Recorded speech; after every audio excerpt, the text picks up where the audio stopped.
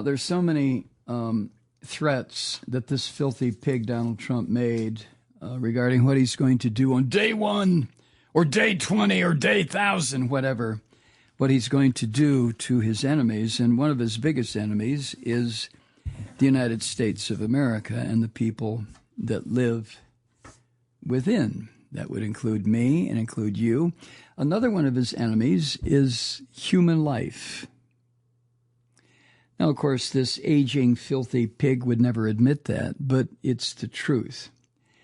And one of the reasons to point this out is what's coming up this week. Global leaders are gathering this time in Azerbaijan, used to be part of the old Soviet Union. This is for the UN Climate Change Conference. And a new report is flashing a warning signal about natural disasters. Jesus Christ, no matter where you look, you see them. The fires, the floods, the hurricanes, the cyclones, the avalanches, the melting glaciers, the melting polar ice caps. I mean, what the fuck do we need to focus our attention? The total cost of damage from climate-related extreme weather events globally between 2014 and 2023, this is according to the International Chamber of Commerce, not exactly a left-wing organization, but the total cost of that damage was approximately $2 trillion. And that's roughly in line with the economic toll of the 2008 global financial collapse brought to us by the Bush administration. There's also been an 83% increase in recorded climate disasters between the period 1980 to 1999, 20 years, and the period 2000 to 2019, 20 years. This is, again, according to the International Chamber of Commerce. 83% increase in climate disasters. Now, this report comes just a few days before this climate conference, and it comes as this filthy, rotten pig, Donald Trump, promises to undo every single climate regulation he can possibly get his fucking little grubby hands on in this country, including rolling back, which means ending pollution limits on tailpipes and power plants, that was carefully constructed by the Biden administration to try to save lives. But Trump is a fucking mass killer, as every fascist dictator is. Not so much that they pull the trigger and kill people, although some of them do, but because of their policies are death-dealing. Not death-defying, death-dealing. And Trump is no different from the rest of these slime. Oh, and plus, on day 1, it's going to be drill, baby, drill. Yeah, we're going to drill the fuck out of everything. We're going to punch holes in everything. Oil. So this fight against climate change, you might say, has taken a gut punch with this orange filth elevated to be the president again. And remember, he calls global warming a scam. It's a scam. Every fucking thing this bum, this punk has ever done has been a scam. But he's promised to erase federal efforts to reduce the pollution that in this country that is heating the planet. I didn't know quite how to put it. Heating the planet. I mean, I'm coming to you from the foothills of the North Georgia mountains. It is the middle of November. The temperature here today is 72 degrees Fahrenheit. 72 degrees. The day after this filthy rat fucker got elected, he told a jubilant crowd that the United States, which, we signed a global agreement last year to try to transition away from fossil fuel. But no. Now that he's president, The U.S. will instead amp up oil production even beyond current levels. This is what he said. And he won the presidency with incredible support, financial support from the oil and gas industry. Those murderous fuckers. Oh, my God. Oh, deep breath, Mike, quick.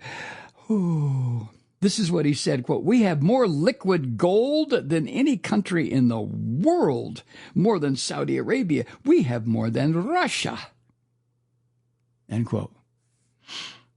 Liquid gold, the poisonous residue of animals and vegetation that lived tens, if not hundreds of millions of years ago. That's liquid gold to this murderous fucker. And Trump has made no secret about the fact that he's hell-bent on repealing the Inflation Reduction Act back in 2022. That was the landmark climate law that has been pouring $390 billion into electric vehicles, batteries, other clean energy technology. All of that is going to be shit-canned by this destroying son of a bitch, Donald Trump. And the irony, of course, well, irony's dead, but I still refer to it because, you know, I'm of a certain age from a certain time. And yeah, irony, yeah, isn't that ironic? Isn't that ironic? Well, look over here, look over there. The irony is that roughly 80% of the money spent so far as a result of the Inflation Reduction Act has gone to Republican congressional districts. Yes, that's right. Read Christian fascist districts. That's where the money has gone. Where lawmakers in those districts and the business leaders there want to protect the investment and the jobs that have come to their Christian fuckhole districts as a result of the Inflation Reduction Act. So are they going to stand up to Trump? Are they going to say, no, wait a second, bro. Wait just a minute. No, you don't want to do that. Go after the immigrants. Go after the Jews. Go after the people of color. But leave the fucking Inflation Reduction Act alone, okay? We're making money.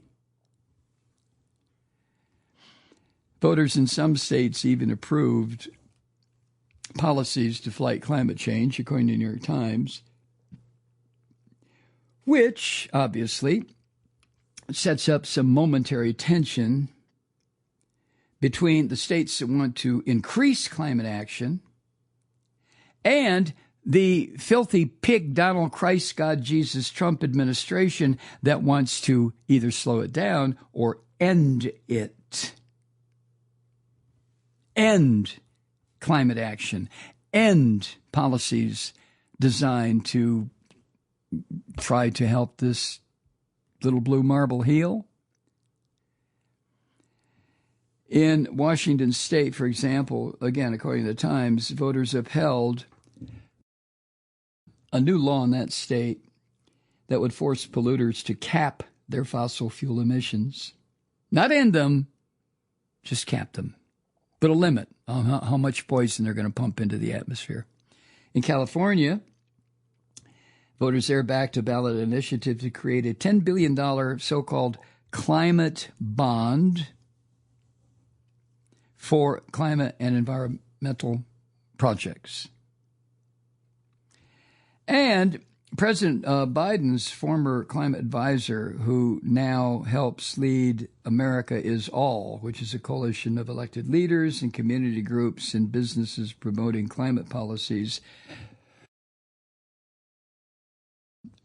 this woman, Gina McCarthy, says, quote, "No matter what Trump may say, the shift to clean energy is unstoppable, and our country is not turning back." End quote. And then she said that any attempt to overturn the Inflation Reduction Act is, quote, "a fool's errand," end quote. Well, with all due respect, Miss Gina McCarthy, I don't know anything about you. I'm familiar with your name a little bit because you worked in the Biden administration, but have you ever lived under a dictatorship? And I ask that respectfully and not with any snottiness on my part.